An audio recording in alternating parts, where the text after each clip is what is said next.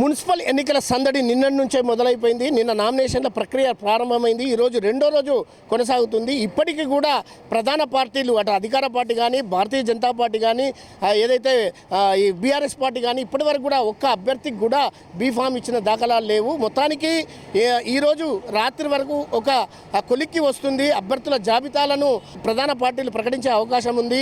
తొలి జాబితాను ప్రకటించి తర్వాత రేపు ఉదయం మరొక జాబితాను సాయంత్రం 5 గంటల లోపల పూర్తి చేసి అన్ని పార్టీలు కూడా ఇటు నిజామాబాద్ మున్సిపాలిటీ కానీ అదేవిధంగా బోధన్ కానీ ఆర్మూరు కానీ భీమ్గల్ కానీ అదేవిధంగా కామారెడ్డి జిల్లా విషయానికి వస్తే కామారెడ్డి పట్టణం కానీ అదేవిధంగా ఎల్లారెడ్డి బిచ్చుకుంద బాన్సువాడ ఈ మొత్తానికైతే ఈ అన్ని మున్సిపాలిటీలలో ఎన్నికల కసరత్తుకు సంబంధించి అభ్యర్థుల కసరత్తు అనేది సీరియస్గా కొనసాగుతుంది.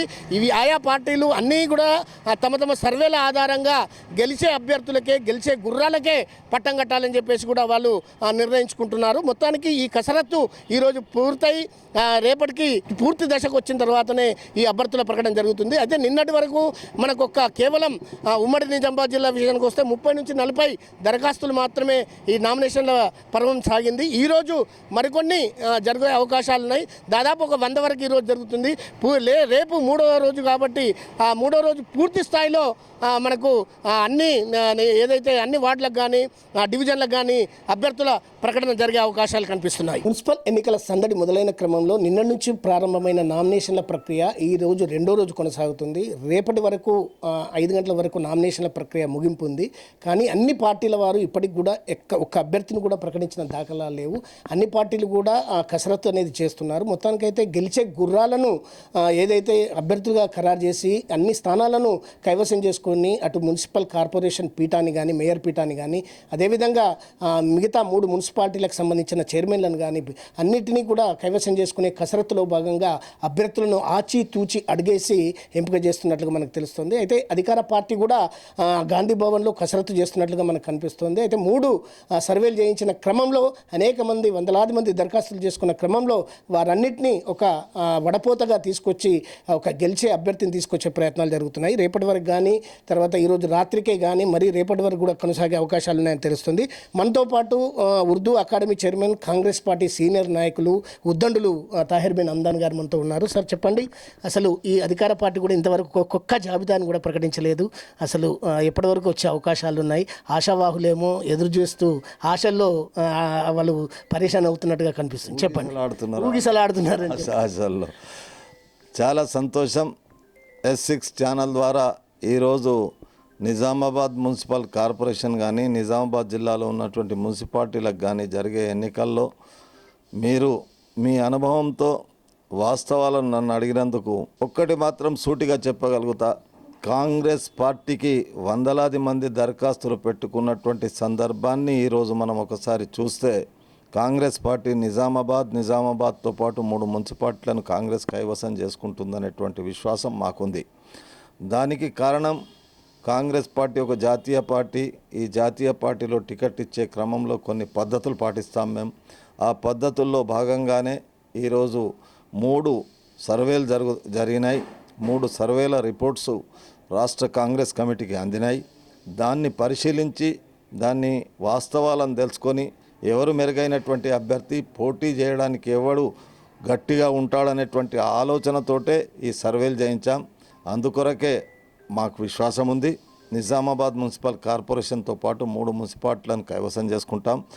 ఈరోజు మీ ద్వారా టికెట్ ఆశిస్తున్నటువంటి వ్యక్తులు ఎవరైతే అప్లై చేసుకున్నారో ఆ అప్లికేషన్ల ద్వారానే ఆ సర్వే జరిగింది. ఒకవేళ అప్లై చేసుకున్నటువంటి వ్యక్తి ఎవరైనా ఒకరిద్దరు ఉంటే అలాంటిది కూడా ప్రభుత్వ పరంగా ఇంటెలిజెన్స్ ద్వారా కానీ వేరే విధంగా కానీ ఈరోజు ఇన్ఫర్మేషన్ తెప్పించుకుంటున్నారు.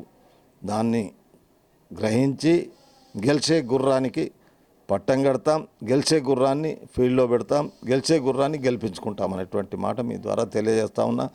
వాస్తవంగా ఈరోజు మీ కొత్త ఛానల్ అయినా ఇలాంటి అంశాల మీద మీ దృష్టి కేంద్రీకరించినందుకు మీరు హృదయపూర్వకంగా ధన్యవాదాలు తెలియదు. మన ఇందూరు మన మేయర్ నినాదంతో ముందుకొస్తున్న భారతీయ జనతా పార్టీ అభ్యర్థుల ఖరారు విషయంలో చాలా కసరత్తు చేస్తున్నట్టు కనిపిస్తుంది. ఇటు నిజామాబాద్ మున్సిపల్ కార్పొరేషన్తో పాటు ఏదైతే బోధన్ మున్సిపాలిటీ కానీ, ఆర్మూర్ మున్సిపాలిటీ కానీ, భీమ్గల్ మున్సిపాలిటీ, దాంతో పాటుగా అక్కడ మనకు ఈ మొత్తానికి అన్ని కైవసం చేసుకోవడానికి ఈ అభ్యర్థుల గెలుపు గుర్రాల కోసం ప్రయత్నం చేస్తుంది. అయితే మనతో పాటు భారతీయ జనతా పార్టీ జిల్లా అధ్యక్షులు దినేష్ కులాచారి గారు ఉన్నారు. ఆయన మాటల్లోనే విందాం. చెప్పండి, మీరు ఏ విధమైన పంతాతో పోతున్నారు, గెలుపు గుర్రాలను ఏ విధంగా నిర్ణయిస్తున్నారు, ఎట్లా కసరత్తు చేస్తున్నారు? ఇందూరు మన మేయర్ అనే నినాదం ప్రజల్లో నుంచి వచ్చింది. ఎందుకంటే ఇందూరు అనేది కొత్తగా ఎవరో పెట్టింది కాదు. వందల వేల సంవత్సరాల కిందట ఎవరైతే ఇక్కడ ఇంద్రపురి అనే ప్రాంతంలో పరిపాలిస్తున్న ఇంద్రవల్లభుడు పెట్టిన పేరే ఇందూరు.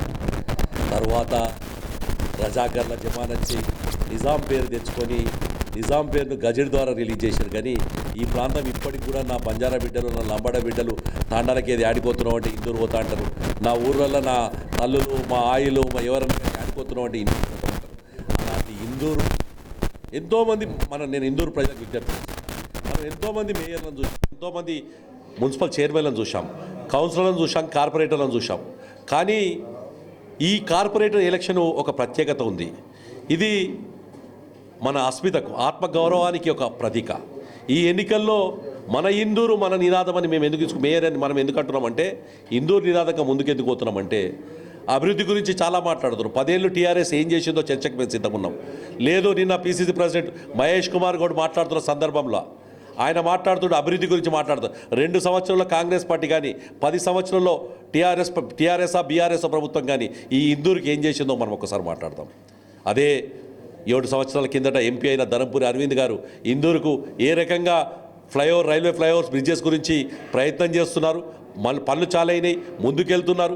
అలాగే ఇందూరులో ఏ అభివృద్ధి కార్యక్రమం, అమృత్ స్కీమ్ కింద 100 కోట్ల రూపాయలు ఏ స్కీమ్ తీసుకున్నా అండర్ గ్రౌండ్ డ్రైనేజ్లో ఎక్కడ కూడా కేంద్ర ప్రభుత్వం నిధులు తప్ప, నరేంద్ర మోడీ నాయకత్వంలో గత 11 సంవత్సరాల నుంచి వచ్చిన నిధులు తప్ప రాష్ట్ర ప్రభుత్వం ఇచ్చిన రూపాయి ఏంది అని నేను ఒకసారి అడుగుతున్నాను. నేను ఇవాళ మరొకసారి చెప్తున్నాం, ఎన్నికలు వచ్చినాయి, వేలాది అప్లికేషన్ రావడం జరిగింది.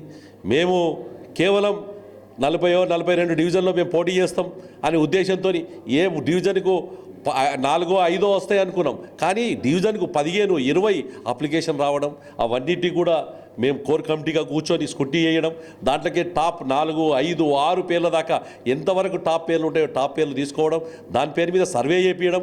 ఆ సర్వే రిపోర్ట్లో ఎవరికి హైయెస్ట్ వచ్చిందో వారికి మేము టికెట్లు కేటాయించబోతున్నాం. ఎందుకంటే పార్టీలో ఈసారి ఒక నినాదం నడుస్తుంది. 30 ఏళ్ళ నుంచి జెండా మోసిన కార్యకర్త కానీ, నిన్న మొన్న వచ్చిన కొత్తగా జాయిన్ అవుతున్న వ్యక్తి కానీ ఒకటే అంటుడు, అన్నా ఈ ఎన్నిక కేవలం కార్పొరేషన్ మేయర్ కోసమో కార్పొరేటర్ కోసమో కాదు. ఈ ఎన్నిక అనేది మన యొక్క ఆత్మ గౌరవం కోసం ఈ ఎన్నిక, మన యొక్క ఆత్మ నినాదం కోసం ఈ ఎన్నిక.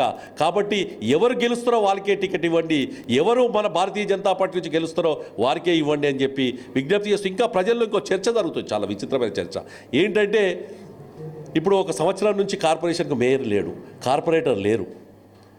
కాంగ్రెస్ పార్టీ, టీఆర్ఎస్ పార్టీ నాయకులకు ప్రజలు విజ్ఞప్తి చేస్తున్నారు. ప్రజల్లో నుంచి వస్తున్న వాయిస్ నేను మీడియా ద్వారా నేను తెలియజేస్తున్నాను. ఏంటంటే మీరు రాజశేఖర్ నిన్న ఏదో సర్పంచ్ ఎలక్షన్లో రేవంత్ రెడ్డి ఓడిపోయిన వాళ్ళకు సొసైటీ చైర్మన్లు ఇస్తుండట. ఈసారి ఏదైతే ఇందూరు కార్పొరేషన్లో జరగబోతున్న ఎన్నికల్లో కాంగ్రెస్ పార్టీ నుంచి, టీఆర్ఎస్ పార్టీ నుంచి మీరు నిలబడకండి. కేవలం ఈ ప్రాంతంలో ఎలాగైతే ఆ 16 సీట్లు ఒక పతంగు పార్టీకి వేయగలుగుతారో, ఎంఐఎం పార్టీకి వేయగలుగుతారో అక్కడ ప్రజలు, ఇక్కడ కూడా మనకున్న మిగతా 44 సీట్ల కేవలం ఒకే ఒక నినాదం, భారతీయ జనతా పార్టీ ఇందూరు నినాదంతో ముందుకెళ్దాం.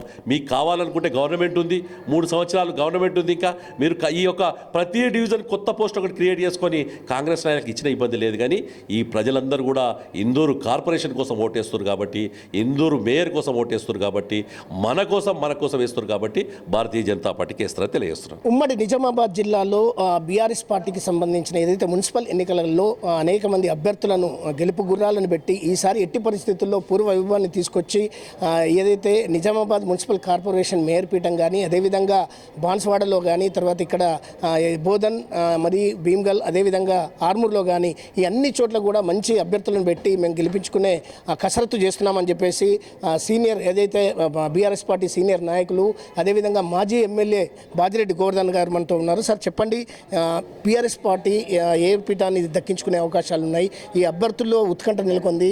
అయితే ఏ విధంగా వారందరినీ మీరు ఎంపిక చేస్తున్నారు? జనరల్గా ఎట్లుందంటే పూర్తిగా కూలంకషంగా పరిశీలించిన తర్వాత ఏర్పడుతున్నాకంటే కాంగ్రెస్ పార్టీకి ఓట్లు పడాయని తెలుసుకున్నారు కాంగ్రెస్ పార్టీ వాళ్ళు. ఎందుకంటే ప్రభుత్వం విఫలమైంది కాబట్టి కాంగ్రెస్ పార్టీ అభ్యర్థులు ఇవ్వడానికి కూడా భయపడుతున్నారు.